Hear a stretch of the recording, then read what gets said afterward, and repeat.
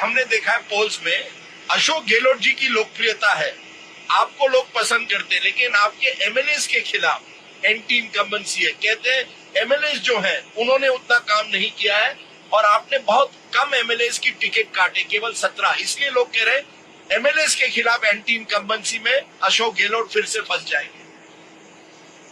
देखिए, काम जो है बहुत शानदार हुआ है, तो एमएलए थ्रू हुआ है। जो जनता की मांग थी, वहाँ के लोगों की, वो मांगों को लेके आए, एमएलए मेरे पास आए होंगे, मैंने वो काम किए हैं। तो ये खाली थोड़ा एक तो ज्यादा प्रचार प्रसार ज्यादा कर दिया परसेप्शन के अंदर भी कि एमएलए के खिलाफ में बहुत भयंकर माहौल है। हाँ, कई जगह होगा, कई जगह ऑप्शन भी नहीं होता है। तो आज ये चुनाव तो ये है, मैं कह रहा हूँ चुनाव आप वोट मुझे दीजिए आप, तो क्योंकि हमने सरकार शानदार चलाई है।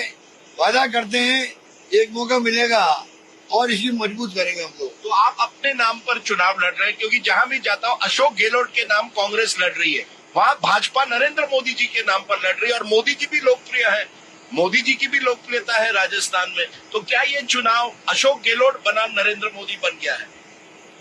ये वो बनाना चाहते हैं मोदी जी, बीजेपी बनाना चाहती है। हाँ, पर हमने तो, हमारे राहुल गांधी जी भी आ रहे हैं, खड़गे साहब भी आ रहे हैं, प्रियंका जी भी आ रही है, सबका कैंपेन बहुत शानदार हो रहा है। 12 मीटिंग हो रही है यहाँ पर, हमारे यहाँ पर एक बार आ चुके हैं, खड़गे साहब भी, राहुल जी भी आ चुके हैं, प्रियंका जी 3 बार आ चुकी है। हमारा हाईकमान और कांग्रेस उसकी लीडरशिप में चुनाव लड़ा जाएगा। तो क्योंकि मेरे बीजेपी तो मोदी जी के नाम पर लड़ेगी और मोदी जी, जैसे मैंने कहा, वो देश के नंबर 1 नेता माने जाते हैं और वो राजस्थान उन्होंने आकर आपको एक तरह से टक्कर दी है। तो क्या आप मानते हैं गहलोत बनाम मोदी है या नहीं? ये होना नहीं चाहिए। देखिए, मोदी जी जो है, क्या चुनाव के बाद में मोदी जी आके यहाँ सड़कें बनाएंगे, स्कूल खोलेंगे, कॉलेज खोलेंगे, तहसील खोलेंगे? क्या काम करेंगे वहाँ करके? खाली अपने नाम के वोट मांगना, ये गुमराह करना पब्लिक को। इसके साथ साथ प्रधानमंत्री आकर कहते हैं पेपर लीक, और ये तो मामला गंभीर है। 12 पेपर लीक हुए हैं 2018 से और पेपर और एग्जामिनेशन रद्द हुई। ये बहुत बड़ा मामला है, युवाओं का मामला है। यहाँ बेरोजगारी है, वहाँ पेपर लीक होते हैं और एग्जाम रद्द होती है। क्या आप मानते हैं ये आपके सरकार की बड़ी कमजोरी रही है जो बीजेपी पूरी तरह से फायदा उठा रही है? देखिए, पूरे देश के अंदर, मैं नहीं कहता है वास्तव में पेपर लीक होना अनफॉर्चुनेट है, परंतु गुजरात के अंदर, यूपी के अंदर, बिहार के अंदर, मध्य प्रदेश के अंदर, जुडिशरी के अंदर और आर्मी के अंदर पेपर लीक हुए हैं। हमने कम से कम कार्रवाई करी है, लोगों जेल में डाल दिया, उन्हें मकानों में बुलडोजर चला दिया और कानून पास कर दिया आजीवन कारावास का। नहीं, पर आपकी के जो अध्यक्ष है, राजस्थान कांग्रेस अध्यक्ष दोतासरा, उन पर कार्रवाई हो रही है कि ईडी कह रहा है उन्हीं के थ्रू ये पेपर लीक हुए, पैसा बनाया गया। बिल्कुल गलत है, बिल्कुल गलत है, ये गलत है सर, बिल्कुल गलत है। 12 पेपर अब उनके बेटे, अब उनके बेटे का नाम मानना उन्होंने, कोई उनके खिलाफ आरोप नहीं। अनफॉर्चुनेट है, इस प्रकार से कॉन्स्पिरेसी करके किसी का नाम बदनाम करो, इससे बड़ा अनफॉर्चुनेट क्या हो सकता है? पर अगर आपकी सरकार आई तो क्या आप गारंटी दे सकते हैं कि इसके बाद कोई पेपर लीक नहीं होगा? अभी भी आजीवन कारावास हमने कानून बनाया है, उसके बाद में कोई पेपर लीक नहीं हुआ है। एक और आरोप जो लगता है वो है माइनॉरिटी अपीसमेंट। प्रधानमंत्री, हम उदयपुर जा रहे हैं, यहाँ उन्होंने अपने पहले रैली में कहा था कांग्रेस आएगी तो आतंकवाद को बढ़ावा मिलेगा। उन्होंने कन्हैया लाल का उदाहरण दिया था कि 2 कट्टरवादी मुसलमानों ने उसको मारा था लास्ट ईयर जून में, और सरकार, वो आपकी सरकार से पूछ रहे हैं, आप तुष्टीकरण कर रहे हैं मुस्लिम्स को माइनॉरिटी अपीसमेंट करते हैं। ये देखो, ये मारने वाले लोग थे और इन्होंने जो मारने वालों ने, ये बीजेपी के संबंधित लोग हैं और बीजेपी ने इनको छुड़ाया, थानों से छुड़ाया इनको, इनका स्वागत किया जो भी हज करके आए। तो इस प्रकार के मैं आपको बता रहा हूँ, जो फॉरवर्ड करूंगा आपको मैं भी। आप कह रहे हैं जिन्होंने कन्हैया लाल को मारा था उनका बीजेपी के साथ संबंध है? बिल्कुल बिल्कुल बिल्कुल। पर उनका कहना है कि आपने ठोस कार्रवाई कई ऐसे उदाहरण दिए हैं उन्होंने कि एक तो सांप्रदायिक तनाव बढ़ा है और मुसलमानों को आपने बचाने की कोशिश की है। ये किस तरह से आप देखते हैं? ये क्या हिंदू मुस्लिम की राजनीति हो रही है कि नहीं राजस्थान में इस बार? ये तो बेहुदा बातें होती है, मैं क्या जवाब दूं इनका? इतना मैं कह सकता हूँ, ये लोग जो थे मारने वाले, ये बीजेपी के जो कुनबा बना हुआ, उन्हीं से संबंधित लोग थे। इनका जहाँ तक मुझे ख्याल है, इनका स्वागत किया गया जब ये हरिवर्ध आए थे। नंबर 2, इनको कोई दूसरे मुकदमे में अरेस्ट कर लिया पुलिस ने, छुड़ाने वाले बीजेपी नेता थे। नंबर 3, नंबर 4, इतनी बड़ी संगीन घटना हो गई, दंगे भड़क सकते थे। मैंने मेरे टूर प्रोग्राम कैंसिल किए, आया उदयपुर के घर गया, ये मोहल्ले में गया, चीफ सेक्रेटरी गई, हमारे डीजी पुलिस गए और हमने सांत्वना उनको दी थी। 2 घंटे पकड़ लिए हम लोगों ने, मुलजिम को 2 घंटे पकड़ लिए और उसी रात केस ले लिया एनआईए ने। मैं पूछना चाहता हूँ कि एनआईए ने केस ले लिया, कोई बात नहीं, हमने इसलिए एतराज नहीं किया, हो सकता है इसमें अंतर्राष्ट्रीय एंगल हो, परंतु आज चुनाव आगे हैं, तब तक कोई बताने रहा नहीं कि कार्रवाई क्या की। इसका मतलब जानबूझ के इसको लंबा खींच रहे हैं, जिससे कि चुनाव के मौके पर हम इसको कैच कर सकें सामुदायिक की बात करके। तो एक हिंदू वोट बैंक नहीं है, आप नहीं समझते बीजेपी एक हिंदू वोट बैंक बना रहा है राजस्थान में? देखिए, हम उनसे बड़े हिंदू हैं। हम 1 लाख लोगों को तीर्थ यात्रा करवा रहे हैं।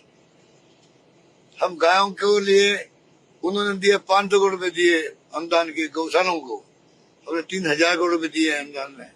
लंबीडों में गाय मर गई और 40,000 रुपए दे रहे हैं प्रति गाय को, दे दिए हमने। कितने राज्यों दिए हैं, और बीमा करें आगे भी 2 पशुओं का। और अभी गोधन योजना लेके आए जो कि गाय फिरे नहीं गलियों के अंदर हमारे पशु के रूप में। एक आपकी स्कीम का जिक्र बार बार होता है, चिरंजीवी स्कीम। क्या आपको लगता है कि ये स्कीम जिस तरह से मोदी जी ने आयुष्मान भारत के जरिए एक तरह से प्रधानमंत्री गरीब कल्याण योजना के जरिए अपनी पहचान बना दी थी, क्या आप इस पर चुनाव लड़ रहे हैं कि ये चिरंजीवी स्कीम पर लड़ रहे हैं, या क्या ये आपकी टिकट आप समझते हैं देखिए सत्ता के लिए? प्राइम मिनिस्टर की जो स्कीम है, उन सब का मुकाबला करें तो ज्यादातर बेटर स्कीम है। आप कह रहे हैं Rajasthan model is better than Gujarat model? Gujarat model नहीं, दिल्ली का मॉडल। दिल्ली का मॉडल। आप एक तरह से चैलेंज दे रहे हैं प्रधानमंत्री को कि वेलफेयर पे अपना मॉडल रखिए, मेरा मॉडल रखिए। और बताइए आप, उनका 5 लाख का बीमा है आयुष्मान भारत का, वो भी लोगों को पता नहीं है। वो खाली ऐसे चीजें जो सर्वे हुआ था यूपी गवर्नमेंट, उन तक सीमित है वो, और कई राज्यों में 20%, कई राज्यों में 25% तक सीमित है। कैटेगरी NFL वालों को कैटेगरी बना दी। हमारा राज्य एकमात्र ऐसा राज्य जो पूरे राजस्थान के वासियों के लिए है, गरीब अमीर कोई हो भले। तो आप एक तरह से चिरंजीवी 2 दिन का है फर्क, पूरे प्रदेशवासियों के बीमा है हमारा हिंदुस्तान में कहीं नहीं है। यही तो मैं कह रहा हूँ आपको कि आम लोग समझ नहीं पाते इन बातों को, क्योंकि परसेप्शन बन गई थी कि ये जो कांग्रेस जो है एक दूसरे की लड़ाई की वजह से ये चुनाव हारेगी। अब परसेप्शन कुछ बनने वाली अलग बात है, काम जो हमने किया है स्वास्थ्य के अंदर, शिक्षा के अंदर, कोई सोच नहीं सकता राजस्थान की जनता को कि अगर वो कांग्रेस को वोट दे तो क्या अशोक गहलोत ही बनेंगे ना मुख्यमंत्री, या कोई और है? ये फैसला हाईकमान करेगी। ये फैसला हाईकमान पे आपने छोड़ दिया है। एक आरोप लगता है कि पहले 2 साल आपके गए सचिन पायलट की बगावत को संभालने के लिए, उसके बाद कोविड हुआ, उसके बाद ये चर्चा हुई कि अशोक गहलोत राजस्थान मुख्यमंत्री के बजाय अब कांग्रेस के अध्यक्षा बनेंगे दिल्ली में, और अब पिछले 1 साल में आपने लगातार प्रयास किया है कि चुनाव आ रहे हैं वोटर को लुभाना। कैसे देखते हैं कि क्या आप मानते हैं, ये जो बड़ा सवाल बार बार उठता है कि कांग्रेस की अंदरूनी लड़ाई की वजह से कांग्रेस को नुकसान पहुंचा पिछले 5 सालों में, पायलट बनाम गहलोत? देखिए, वो एक अनफॉर्चुनेट एपिसोड था जो हो गया, उस पर मैं कोई चर्चा नहीं करना चाहता। आपने वो छोड़ दिया है क्योंकि 1 साल पहले आपने वर्ड्स यूज किए, गद्दार है, ये है, वो है। अब मैं देखता हूँ फोटो आप और सचिन पायलट राहुल गांधी के साथ है। ये तो 4 साल पहले होना चाहिए था।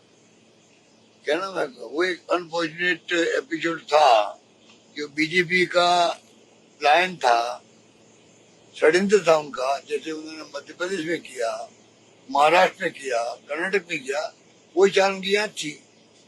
उस पर वो कामयाब नहीं हुए, हमने कामयाब होने नहीं दिया। पर ये आप लोगों की आपसी लड़ाई थी ना, आप नहीं चाहते थे कि सचिन पायलट आगे बढ़े। बीजेपी का पिक्चर में आई, फिर उन्होंने क्यों षड्यंत्र किया? उन्होंने उसका फायदा उठाया आप दोनों की लड़ाई का। कोई हमारी कोई लड़ाई नहीं थी, उन्होंने लड़ाने का काम किया।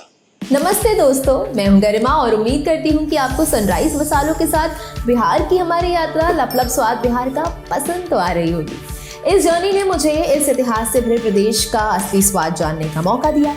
आप लोग भी हर रविवार को लपलप स्वाद बिहार का एक नया वीडियो देखिए। सनराइज बिहार के इंस्टाग्राम और फेसबुक हैंडल पर जाइए और जवाब दीजिए एक आसान से सवाल का। आपको अपना जवाब कमेंट करना है और आप जीत सकते हैं आईफोन, टैबलेट और सनराइज हैम्पर्स। नीचे दिए गए हैंडल्स पर जाइए और हर हफ्ते अपने जवाब कमेंट्स में बताइए।